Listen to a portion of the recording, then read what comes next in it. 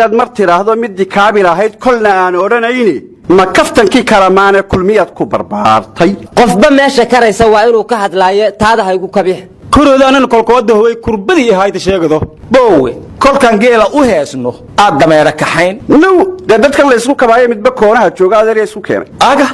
eega managa isku maana maxaad kayga ku diidi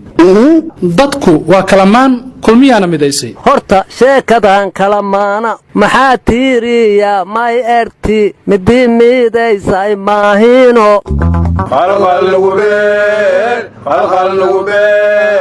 qarihii lala beegsaday ardadii qalin jibinaysay wale qarixii shaamow xusuus calool xumalow nagu reebay waa gumaadkii ardaydii dhaqaatiirtii iyo mas-uuliyiintii qaranka war saxaafiyiintii maxaa uga tagtay waxaan la iloobi karin oo maalintaa meesha lagu laayay dadkii ahaa indhaha bulshada iyo aqoonta ummadda wasiiradii arrimaha bulshada sida ibraahim xasan cadow waayeel qamar saleebaan colaad rooble iyo qaar kaloo badan war waxaan la iloobi karin dhaqaatiirtii halkaa lagu laayey oo ay ka mid ahaayeen dictor shahiid shaybaarisiii soomaaliya ugu fiicnaa oo ileen dictor shahiid halkaasuu ku shahiiday wiilkiisana qarax ka dambeeyey ku shahiiday war dadkoo dhan ma shahiideen war waxaa la iloobi karin dhaqaatiirtii ugu horraysay burburkii kadib soomaaliya ka soo baxda ee jaamacadda banaadir ay soo saartay ee ayagoo faraxsan murugi loogu bedelay qiil dambe ma harin iyo diintoo lagu qaraabtaaye qurac jabay sidiisii qarankii mawliicay aryaa kaalaya waadinka maantao dhan waa warayda ku hayaysta cumar finish idinma dhihin ooyi mayna waan aarsanayna warni waalnaa tahay oo intaan waa ooyin mar hore la duubay hooqayay qayladhaan hooqayey tubti adeer maxaa la barooranaysaan rag wacan walbow jooge ma qaraxu jooga marka war abwaankii sameeyey qayladhaan waa waray cabdisharac ayaar jecel sow xildhibaanka u noqda ma heesin maheedna maylika jeedakii ilaha imaa xildhibaanow haal qaado xildhibaanow haal qaado war qaraxii soobe kama samayn hees aryaadhaha qaraxi shaamo waxaan ku xusuusnaa dictor dufle oo warramayay hortiisa ka dhacda qam ilaahaysa waa ku shartira asaga warkii harkahaysaamaha ee ardada lagu laayay ayaa masiibo ka dambaysay ahaa warnimiya hondhoon iska tirteenna qarax kan kuhumaay may haayay kan soobe kadhii 14 Oktoobar war waxaa la yaab lahayd wiilka shaamow isku qarxiya ardada ku qarxay iyo dhaqaatiirta denmark ka yimidaa la yidhi marka waxaan soo xasuustay gabayga abwaan faarax shawle wuxuu yidhi jahaad ruuxa naga doonaya yurub ka soo duulay danuu leeyahay maasaa gaalu dila waayey war qurba joog wax walba ka filo ma qorax joogtada loo soo diray war qurba joogtu isku mid maaha dad wanaagsan iyo dad xunba waa leedahay indha geelliya abwaankaayoo dhihi jiray allow yaa isgarabsada kollay kalama guurtaane waa qurba joogaa la yidhi isaguba war indha geellaha aad sheegaysiin bidaar ma leeyahay qurba joog bidaaray leedahe war ra'iisul wasaare khayre iyo madaxweyne farmaajoba waa qurba joog dhexdhexaada war ma haysiine nin la yidhaahdo jaa'is sarwaan mustafa ayaa soo baxayaa la yidhi oo shabaab madax u ah waana nin maraykan ah sirdoonka maraykankuna waxay dhaheen ciddii soo sheegto $5 milyan ayaan siinaynaa waxaan anigu la yaabanahay jihaadka oo maraykanka ka waayay oo soomaaliya ka soo raadshay hayehe majaahil sirwaalaha haddana noo soo shaqo tegay war abu mansuur al-amriiki intuu dilay labalaabkeed ayuu marayaa la yidhi hadda war cabdalla fasuul intuu dilay ka badanuu rabaa inuu dilo oo adeer magodanu baradhayraynayaaba argagixisada madaxdooda hadday ajaanib maraykan yihiin madaxda beesha caalamka dowladda hogaamisan ajaanib yihiin maxaa noo yeela marka masaakiintana loo soo shaqo taga miya aan helibaada waa uu erin jira ka dheelaysa leeri war ama shabaab ha ahaadeen ama dawlad ha ahaadeen ama mucaarad ha ahaadeen xarfaan oo dhabi waa qurba joog war waxa la yiri dheeraaddoonaha dibadaha ka yimid oo dalal kale ku yeeshow hana dumine naga joog hore waxa loo yiri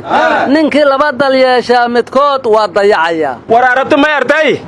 man rakiba farasayli shaqdan wa duburan yeerti war ma aysan wiil cabdidhaanta la yiraahdo live soo galay wuxuuna yiri qadiija maxamed diiriya shirkii dhalinyarada inaan masraxa ka heesay ii diiday ay kaloo fara badanna waa daba dhigay oon afkaygu karin oo laandheeraan ahay ka mid tahay khadiijo maxamed diiriyana waxa facebooka lagu weydiiyey maxaad cabdidhaanta masraxa ugu diiday ayaduna waxay ku jawaabtay anugu cabdidhaanta ma arkin masraxna uma diidin ee wiil cadow martida ka mid ahayoo socsoodkiisu ugu bataan ka celiya masrax ee ma laba cabdidhaantaa jirta warnimayo aniga waxaa igu yaa badan ninka fannaanka sheeganaya ee raba inuu u heeso ummaddu uu kala saaray laangaab iyo laandheere war sanadkan fanaaniinta falaashka ku heesta waa 4.5 war waxaa la yidhi wiilka wasiir khadiija masraxa ka celisay isagoo madow baa ugu dambaysay laakiin hadda gacantii saddexaad u marayaa baa la yidhi warniyo walla weynay waa hoogteene annagu xagga eega gabdhahan ku ogeyn in iscaddeeyaane raggiinni mi iscaddeeyaan war fool buuga ayaantan leefka la soo gelayo waa batayaa la yidhi maanta u dambaysane sheekh cabdiqaadir soomo ayaa leef soo galay war muxuu soo doona ma sheekhu malaa soo laabtay war ma booliska waddada u diiday yaa arada ninka ximaa laga celiyeyne warna miyaw ina fatwo wada fadoohaya ka aale warwarkaa naga dhex geline shiikhu maanta cabdiraxmaan cabdishakuur ayuu ku dhegan yahay umal miyuu ka horiye maya xatardiida uu ka dareemay war sheekh soomo wuxuu yidhi cabdiraxmaan cabdishakuur ha toobad keeno hadda ka hor wuxuu yidhi culamaa usuu ayuuna dhihi jiray haddana xadiis rasuulka laga wariyay ayuu ku xadgudbay marka waxa uu yidhi cabdiraxmaan cabdishakuur ha toobad keeno war ha toobad keenadaan waa ridoobay miyaa ku hoos qarsoon lijooji banaan lijiifi banaan waan hele aryaadhaha waxaa hore loo yidhi hey tusbaxaan toobaad loo lehayn inta la taagan xaatira tusbaxaan toobaad loo lehayn inta la taagan xaatira abdulla walmooshidi tusbax nafta jeen iskaraacsanayna war tusbax waa kukuleetarna waxaa lagu xisaabaa warnimayo anaa war idiin haya ayaantan soomaalidii deganeed South Sudan ma dalkay ku soo naaqdeen waxay ka cabanayeen dhul ay degan yihiin oo ka guura la yidhi war goofadheedun languna niindaga waaysan namaasku degaana war goof lama dhahe xaafadda kaakuma la yidhaa jubba ayayna ku taallaa hotel jubba agtiisa war dad maranaatiina warka naga dhegaysta safiirka soomaaliya jooga South Sudan Xuseen Xaaji Axmed ayaa kulmiye la hadlay wuxuu u sheegay in soomaalida dhulka ay ku doodayaan dawladda South Sudan leedahay waxayna qaad ku gadaan meesha lagu haysto qaadka oo dalka mamnuuc ka ah ayaana joojiye laga waayey see u joojinayaan dalkoodii ku soo qarribeen ma South Sudan ay waturaya buga iyo kimiya la mamnuucay war hadda la mamnuuc rabahayna dhageyso safiirku wuxuu yidhi Soomaalidu waxay ku dooday qaadku inuu dhaqan u yahay kaaga sii darane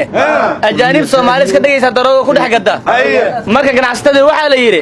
dhulka la idin siinayaa ka guura meeshan ayagiina waa lagu kari laayahay war wiilisha mayga garawlan jaal aamina hunduro walle kuwaasi waa Soomaali saxa war kuwii gudaha joogay ayaaba markii la dhahay guryaha danduguud ka baxa nin walba dhashigiisu soo qaadanay anigu waxaan ka baqayaa Soomaali tira badan oo South Sudan joogtay ayagoo dhooban in dhulka Sudan ka qaado laga qaxiyo waran koolkii galmudug ha doorsatay haddana ilmihii ku dhashay baa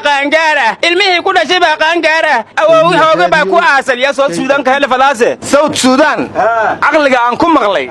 iyo midka aan Soomaali ku aqaan ilaahay amarkii waa jiraan laakiin u malay ma in lagu kala badbaaday war ala kulli xaal markii la yaabay muddadii ayaa loo kordhiyey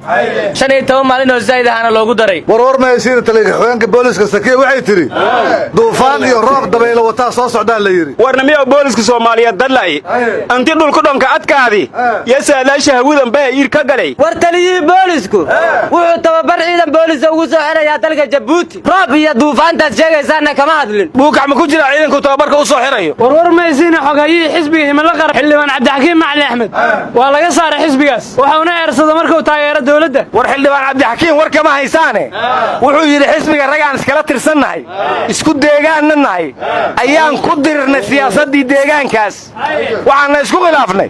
guddigii hobyo lagu soo sameeyay hal looga dambeeyo siyaasadda beesha arooda war ma hayshine buuli burta banaan baxweyno balaarana ka dhacay dadkiina waa la xabaday qaarna waa la dilay qaarna waa la dhaawacay waxayna dadka ka careysan yihiin Hirshabeelle 3 gudoomiye u magacaawday war buuli burda sheegaysa shirkii dhalinyarada magaalada Muqdisho lagu qabtay 3 gudoomiye oo dhalinyaro oo Hirshabeelle ka socota ka soo qayb gashay war 3 gudoomiye ka cabanaysaane 3 madaxweynaha ba samaysateene war yaa waa idab daranta madaxweynayaasheena 3 7 leenahay iyo 2 ra'iisal wasaare war ma aysiine sarkaal ka mid ah ciidamada Hirshabeelle iyo ilaaladiisa shabaab ku biiray war musharaxa madaxweynaha galmudug Cabdiraxmaan Odowa wuxuu yiri ayax ka soo guuray Itoobiya ayaa dhulku ka habsaday hal laga soo gaaro wareeda urur goboleedka igad waa tii loo sameeyay ayax inuu la diriree arrimo aysan shaqaba ku lahayn miyay ku mashquulsan yihiin aaw ma naga qabtaan baalkan war igad hogaankeedii ku heshiilaadaniyo war madaxweynaha Sri Lanka wasiiradiisu wuxuu amray inaysan iibsan karin gaadiid cusub yaa kaasu kii waalnaayo walaalkii ra'iisul wasaaraha ka dhiga walee maahin abdulow kaas muwaalan hiil walaal yeleere war Trump wuxuu yidhi hogaamiyaasha kale NATO waa waalan yihiin war Erdogan wuxuu yidhi madaxweynaha Faransiisku ma fiyoobay ha isbaaro war ra'iisul wasaaraha hore Malaysia waa qirtay 40 milyan inuu masuqmaasuqay yaa matuuga u naqday war Trump wuxuu yidhi Erdogan hadduu ruushka hub ka gatay anna iga gada waayay una qabataynan ku soo roga adeer goorma ambarana siyaasi noqotay warnimayaanu xalay waxaan ku riyooday abwaanin dhageelo gabyaya wuxuu yidhi caruur waa yaaragay hadday kula dardaarmayso sida madaxda Soomaalida been ku hadashaaye aqoonyahan badraaniya hadduu jaahil kugu sheego inaad ceel biyo u doonato kugu dhaliilaaye markaasaad xishoodkaa dartiis oon u dhimataaye waddankana nin soo kala bartay oo daalay baan ahaye nin kismaayo jooga hadduu xamar abbaaraayo ceel dheer uu ka soo raaci jiray doonta weligiiste intaasuu ku soo koobayana yuusan sii badin